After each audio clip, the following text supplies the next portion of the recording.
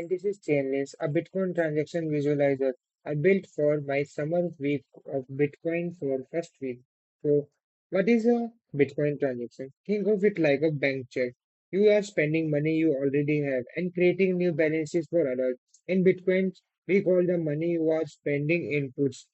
These are old outputs from previous transactions, and the new balances you create are called outputs. Who receiving how much? So first, let's analyze a simple P2PKH transaction. P2PKH stands for pay to public key hash. It is the classic Bitcoin address starting with 1.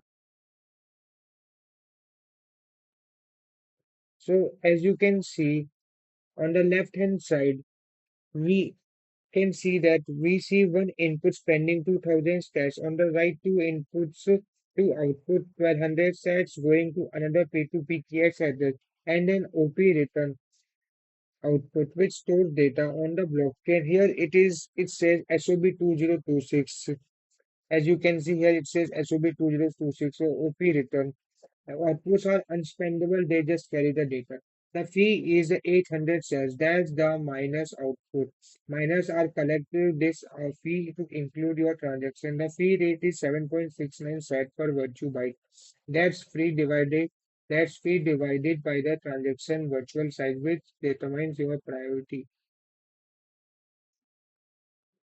So as you can see, size is 104 bytes, weight is 416 weights units. For legacy transaction like this, weight is just 4 plus size times 4. So virtual size equals size. Now let's look at SegWit transaction. SegWit separates signature data called the witness from the main transaction. This is why we have two IDs. The txid ignores witness data while the wtxid includes it.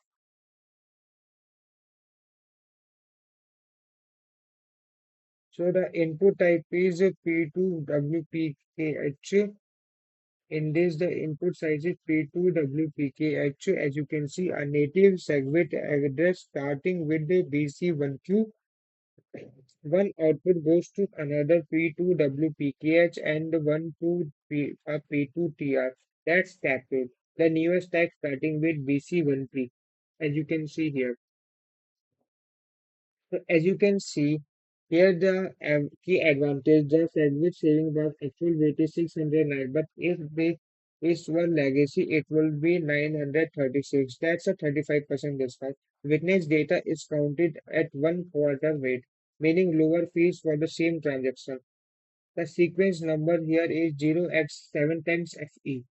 As you can see, the sequence number is 0x7 times FE.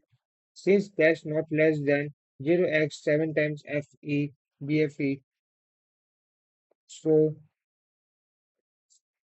RBF is not signaled. RBF means replaced by fee. When enabled, you can bump the fees to speed up confirmation. Timelocks are also disabled here. They can lock transactions until a certain block height or time. So as you can see the technical details, and for the technical users, all the raw data is here. Script tags, witness items, this assembly full are expendable. You can explore it as much as you want. That's the challenge, parsing Bitcoin down to the byte. Thank you very much.